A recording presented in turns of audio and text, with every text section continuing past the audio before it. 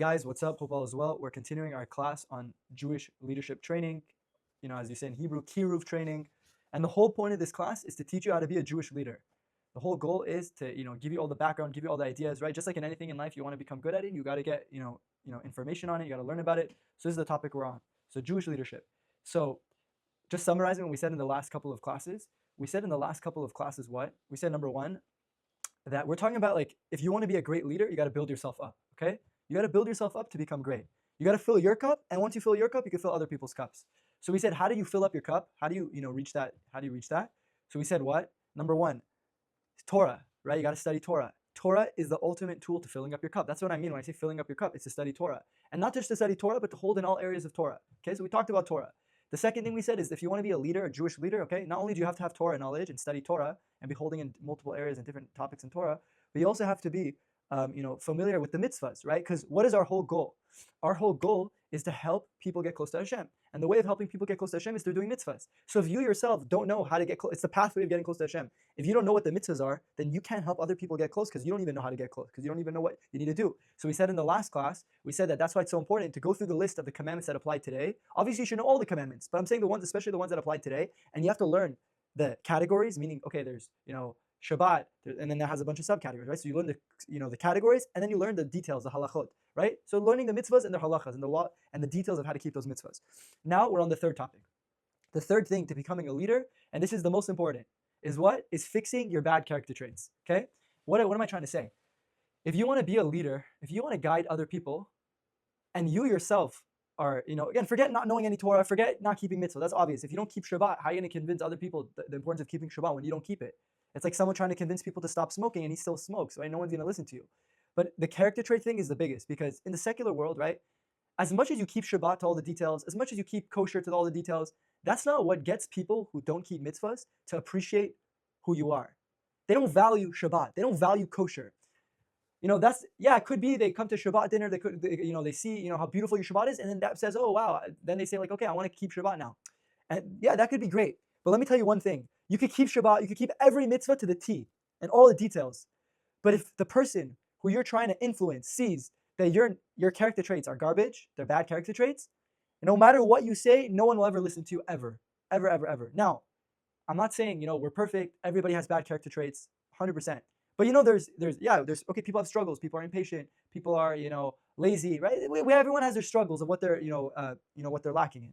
But then there's the bad character traits, right? The really bad ones. So for example, you're at Shabbat, let's say you're at a Shabbat table, and you're like, wow, I want to keep Shabbat, it's so beautiful. And then you see the guy, the religious person you're at his house, and the guy who invited you, and you see he treats his wife really bad. There's a story, I don't know if this is a true story, but basically there's a halacha that on the Shabbat table, you have to cover the challah. So before you say the Bor Peri Geffen, the blessing on the grape juice, the kiddush, you got to cover the challah. Why? Because basically, really, you're supposed to say hamotzi and then say hagefen. But because you're not allowed to eat until you say kiddush, until you say the Friday night, whatever the kiddush it is, right? The Friday night or Shabbat day kiddush. So you have to cover the bread as if to not embarrass the bread. Okay? What did the guy do? The guy's wife forgot to cover the bread. Okay? And that's the lesson. The lesson is cover the bread. Why? Not to embarrass the bread. So he comes to the Shabbat table, he has guests over, and his wife forgot to cover the bread. And he starts screaming at his wife, what's wrong with you? You forgot to cover the bread. You forget everything. You're this, you're that. And you know what? And then obviously the wife got embarrassed, and everybody else was embarrassed. It was awkward. This guy's talking like that to his wife. What the heck is wrong with him, right? Now, that guy, do you see what, he totally contradicted himself. Because what's the whole point of covering the bread? To teach you not to, the sensitivity, that you have to be sensitive even towards food. So the guy's missing the whole point. You're sensitive towards food. When it comes to the food, but when it comes, that whole point is to teach you sensitivity. And then when it comes to your wife, you embarrass her in front of everybody. I remember another story that somebody told me that they're at a Shabbat table. And this is really messed up, honestly. This is probably the most messed up thing. But someone told me this story that they're at a Shabbat table, I think in Israel. And there's a song you sing on Friday night. It's called Eshet Chayil. And the whole song, obviously it's about Hashem, about Judaism, whatever. But it's also, it kind of in a way, it's like a song that when you it's not a song, but it's a passages from Tanakh. But it's also Eshet Chayil. It's kind of like a praise to the wife, because you say a lot of things that have to do with, praising your wife. So a lot of people think, oh, okay, when I'm singing it towards my wife. And then it was a Friday night dinner, and the guy skipped the song. And then the guest is like, hey, why'd you skip the song? And in front of his wife, she's like, oh yeah, she doesn't deserve me to sing this song for her. Totally messed up. Now again, if you went to that Shabbat table as a guest, you would say from that moment, I'm never ever becoming religious. This is a religious person. This is how he acts. This is what it means to be religious. Obviously, what do we say about that? If I saw the biggest rabbi in the world do a sin or act bad, right? God forbid. How do I approach that? It's obvious. Don't judge Judaism by the Jew. Judaism is perfect. The Torah doesn't teach you to act like that. The Torah teaches you actually that if you act like that, you're the biggest sinner and you're actually disconnecting yourself from God. So if I see somebody who's not living up to the Torah, I will never say, oh yeah, the Torah is bad. No, I'll say this guy's off. He's not keeping the Torah. I don't care how much Torah he learns. Again, you can know all the Torah in the world. I know people who know Torah cold. They know everything. But guess what? They're total apikorsim. They're total, bad people. They're very, very bad people. They're bad. They're bad. Their traits are horrible. They know Torah like the back of their hand, but they act horribly. Torah could be the biggest. It's like nuclear weapon. It's like a nuclear weapon. Torah, you could use it to do so much good in the world, like nuclear. You could use it to do amazing. You could power cities with it. But you could also use it to destroy. That's the thing about Torah. It's a powerful tool. It's a powerful tool, and you could use it for good or you could use it for the bad. So don't ever be shocked if you see somebody who knows Torah and they act bad. That doesn't represent the Torah. That just represents them not internalizing the Torah. Right? Like Asa, for example. We see all over the Torah. The Torah gives us example of people who supposedly know a lot of Torah, but don't put it into action. For example, Esav. It says, Esav knew Torah. Yitzchak taught him Torah. You're going to read it in a couple weeks, Parsha. But guess what? He didn't keep anything. He faked it. It was all in his head, and that's why when he died, Hashem, when he died, his head got chopped off, okay? And his head rolled into Marat HaMachpelah. That's the place where Avram, Yitzchak, and Yaakov are buried. So his head was buried there, and his body was buried somewhere else. The Midrash, why is that? Why does the Midrash teach us that? Why is that? Because his head had Torah, but his body didn't. It was two complete entities, two separate entities. And there's another example. In the Torah, I think it was Achitophel or Doeg, I forgot who it was, maybe both of them. But these were two people who knew so much Torah in the Tanakh. And guess what? They made King David's life hell. They made his life hell. They knew Torah, but they did whatever they can to, I think it was Achitophel. That's the guy's name. They did whatever they can to use their Torah as a weapon to hurt people. Okay? Doeg, Achitophel, evil people. Again, they know Torah. They were Torah scholars, but they were disgusting. They were wicked people. They were not righteous people in God's eyes. Okay, and you can see all over, the Torah, the oral Torah for more details on that. So again, just because you know Torah, it's not going to make you automatically have good character traits. Torah will teach you how to have the good character traits. It'll teach you how to overcome anger, jealousy, impatience, fears, all that kind of stuff. But that's up to you at the end of the day. And that's why I think it was Rav Yisrael Salanter said something beautiful about this, and this is very powerful. It's easier to finish the entire Talmud. Again, how many pages is the Talmud? I think it's over 2,500 pages. It's easier to finish the entire Talmud. Again, the Talmud has 1 page a day. If you do 1 page front and back, okay, how long does that take you? If you want to actually learn it up well, 3 to 4 hours. If you want to learn it with Rashi, Tosfot, it'll take you 3 to 4 hours. And the Talmud, if you ever studied it, some passages are very tough passages, okay? So to do that, again, so 2,500 pages. If you do 1 page a day, it'll take you 7.5 years to finish the entire Talmud, okay? 7.5 years. Rav Yisrael Salanter says it's easier to finish the entire Talmud than to fix 1 bad character trait. Okay, and if you want me to give a better example of this, for the Gen Z, people don't know Torah, like that generation, right? I'll give a secular example. If you want to say it's a secular person, this example, okay? Because a lot of people are listening to this on YouTube, so I want to give another example. Basically, in other words, it's easier to finish med school, law school, whatever school it is, tough schools where you're studying day and night, killing yourself. It's easier to finish that than fix 1 bad character trait. That's basically what Rav Yisrael Salanter is saying.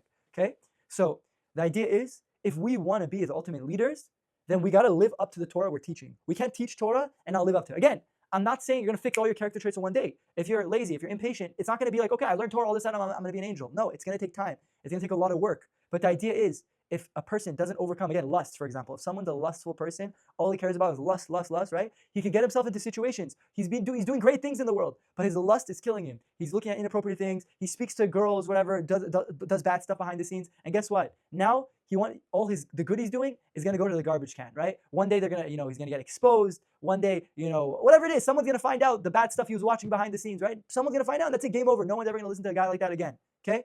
So the idea is, again, it's hard, it's not easy, but if you want to be a leader, you have to overcome the negative character traits, the anger, the jealousy, the stinginess, the materialism. Rambam even says, Maimonides teaches us that even we think, we have to do on Yom Kippur, teshuvah for the big stuff, for stealing, for, big crimes, right? No, even for the small things that we think are small, the gluttony, the pursuit of wealth, that we're all about money. By the way, pursuing money, being obsessed with materialism, again, you can make money. There's no doubt. Making money, you're allowed to make money. It's a mitzvah to make money, to support your family. But if money becomes an obsession, that is a sin. If you're all about lust, sexual lust, that's a sin. All day you're thinking about sex, lustful things, right? It's a sin. Being a glutton, eating, all you think about is eating, stuffing food down your throat, not, whatever it is. Again, you could eat. You could have relations if you're married, right? You could, make money. The Torah is not against it, but the idea is there's a lot of bad character, a lot.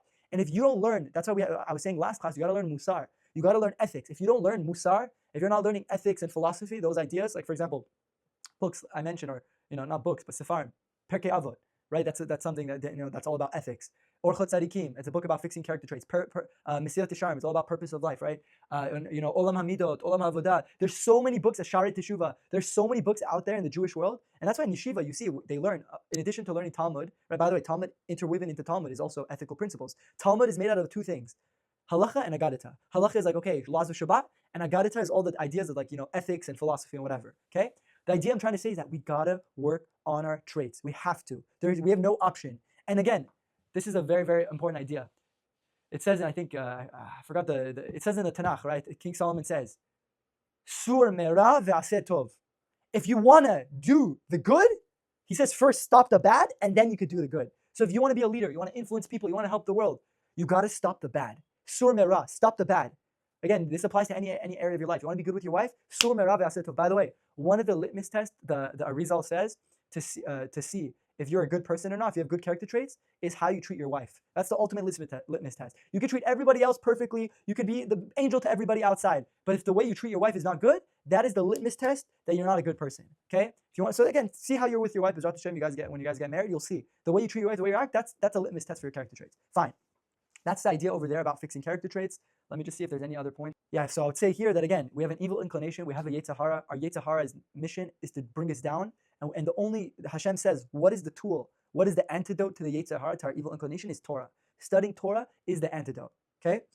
And there's also a mitzvah in the Torah, right? There's a mitzvah called Halachta Bidrachav, one of the 613 commandments that's brought down in Rambam and Sefer Mitzvah HaKatzar is Halachta Bidrachav, meaning what? Going in the ways of Hashem, right? Just like Hashem is merciful, you got to be merciful. Just like Hashem is patient, you got to be patient. Just like Hashem is forgiven, you got to be forgiven, right? We talked about a lot of those ideas in the past, okay? But the idea is, again, working on character traits, studying Musar, and like I said before, if you have 1 hour a day to study, Rabbi Vadia, I think in Yabia Omer, I forgot exactly which source it was, I read it in Yalkut Yosef, he says the most important thing, if you only had 1 hour a day to learn, is halacha and musar.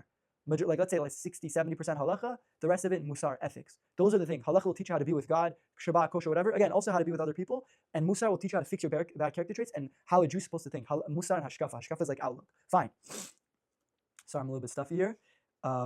That's the idea there about fixing character traits. Okay, beautiful. So again, Torah, study Torah, do all the mitzvot, fix your character traits. Beautiful. If you do those three things, you will be an elevated human being and you will be able to influence the world. Now, in regards to self-perfection, meaning the more we work on ourselves, the more we fill our cup, helping other people, there are other things that we need to know to be successful as a Kiruv rabbi. And I actually made a whole list here.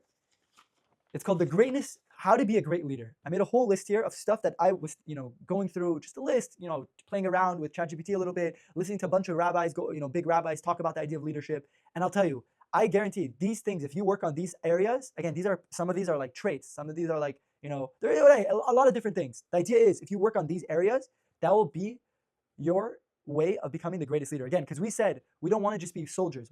Our mission is what? Our mission is to bring Mashiach. Our mission is what? To tikkun olam, fix the world. Okay?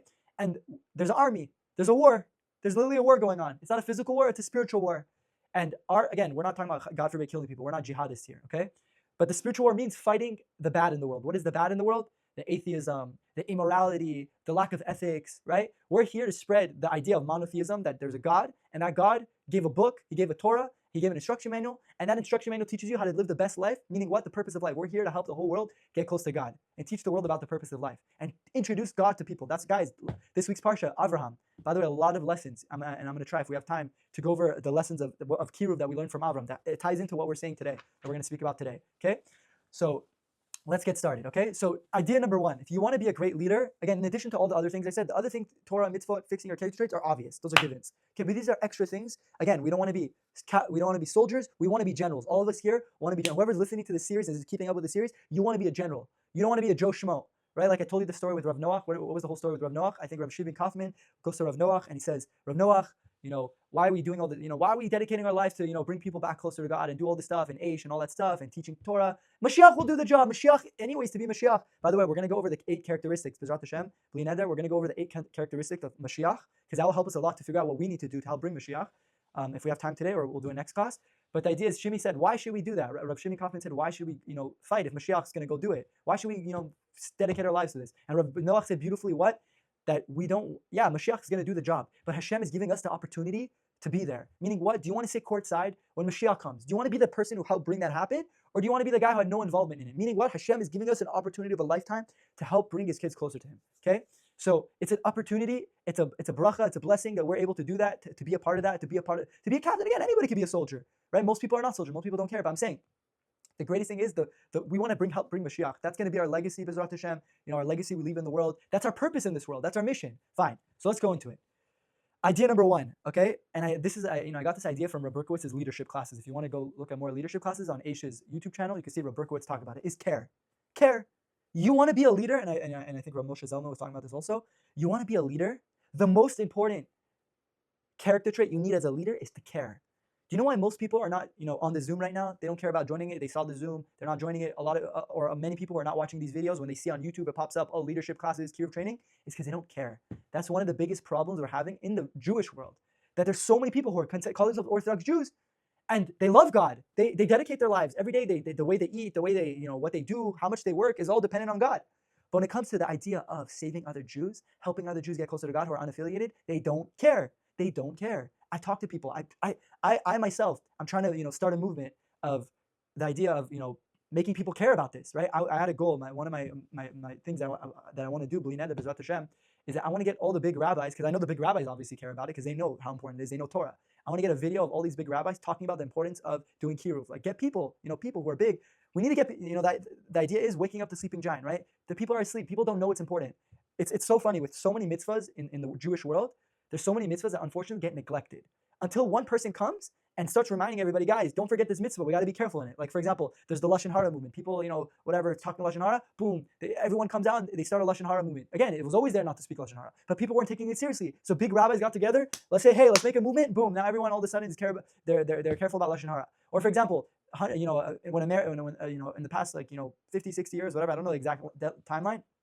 People weren't careful about wearing wool and linen together. It was very hard in America to, make sure that you get a suit and not have wool and linen. There was no places to really check. There's something called Shatnez Lab. Shatnez Lab is a place where they check, they check if there's wool and linen. So if you have a suit, you buy a brand new suit, you're obligated, if it's made out of wool, to go to this Shatnez Lab person and check if there's wool and linen. Because if you're wearing wool and linen, like usually it's in the shoulder paddings, it's a sin for the Torah, right? But no one was careful about it. Again, not no one, but a lot of people weren't careful. So big rabbis came and said, hey, this is important. This is a mitzvah from the Torah. And they made it big again. They made it big again. Just like Trump says, let's make America great again. We got to do the same thing with Kiruv.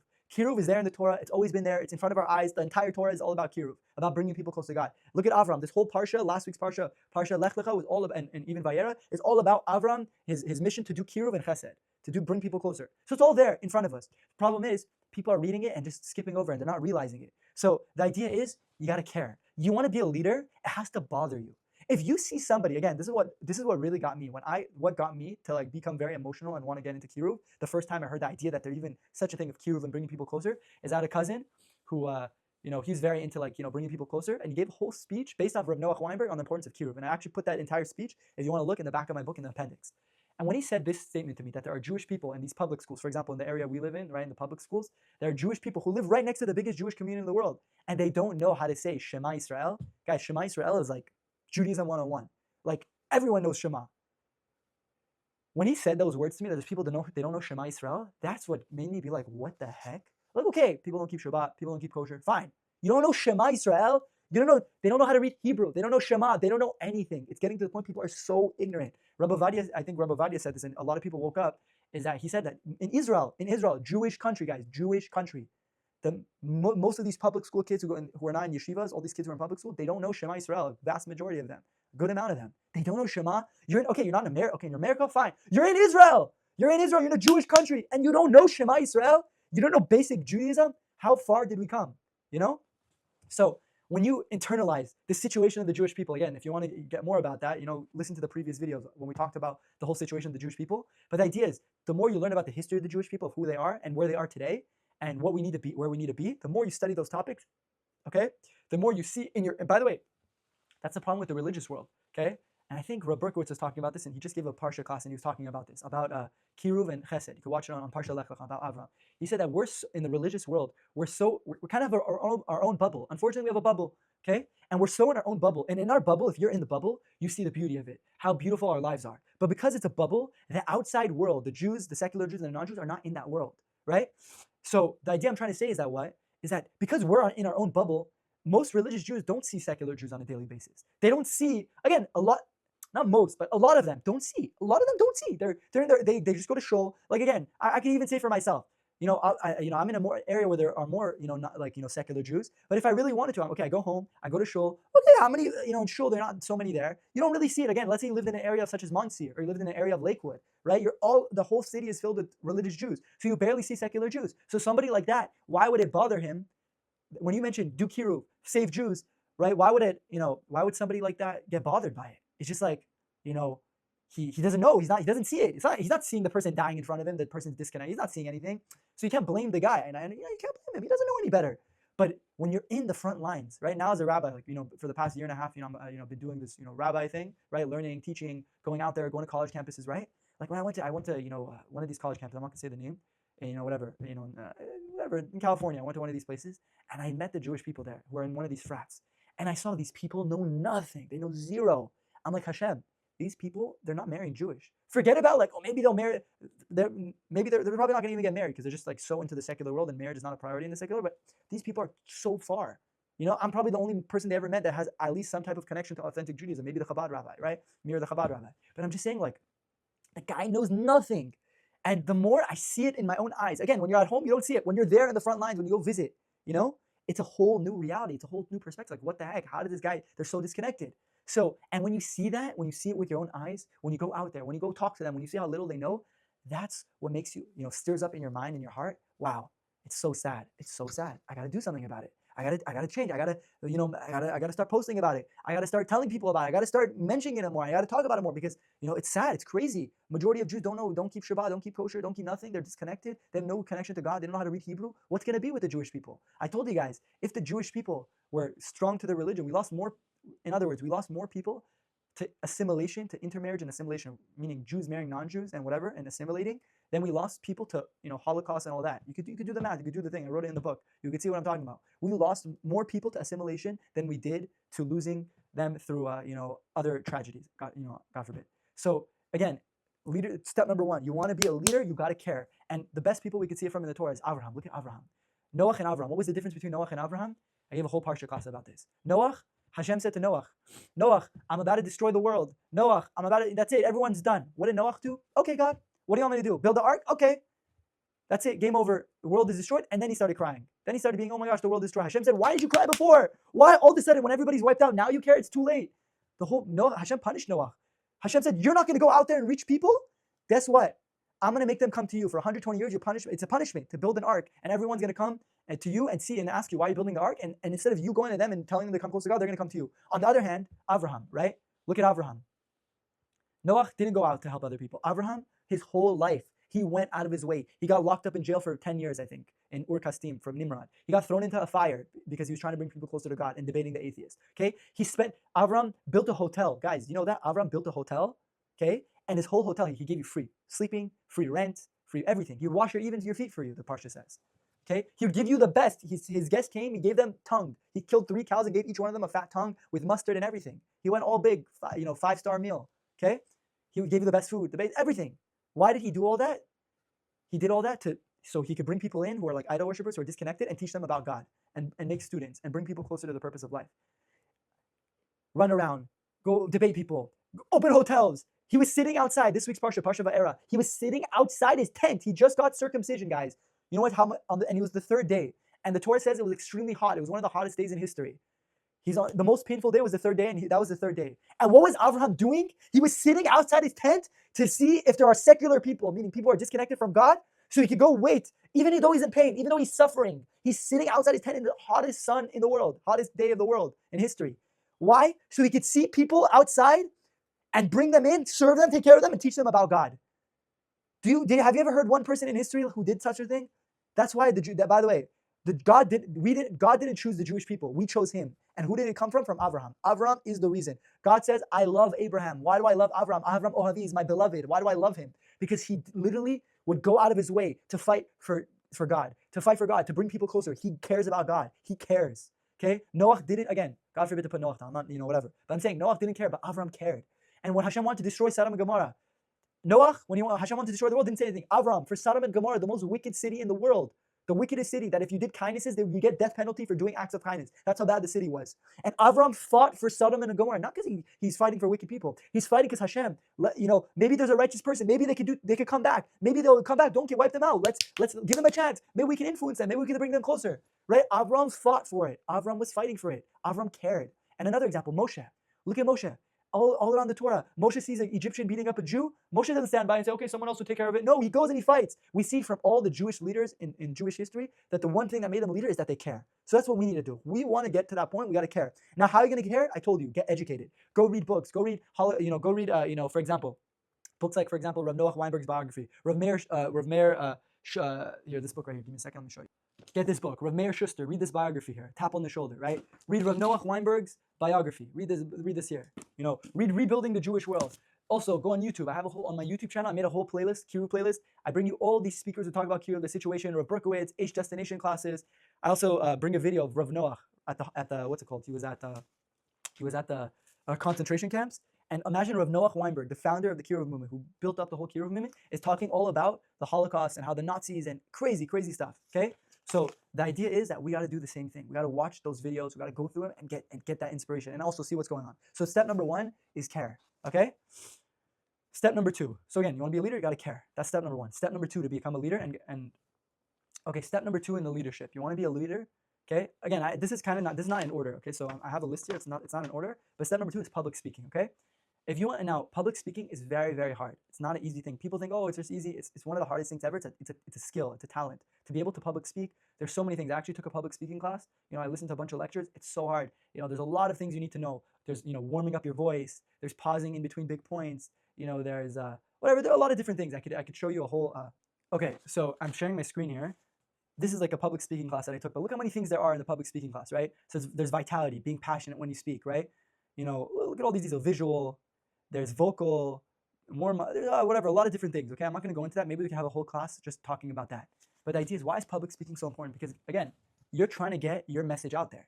So there's different means of getting your messages out. There's writing things. There's making videos about it. There's making demonstrations. And the number one way is speaking. You got to know how to speak.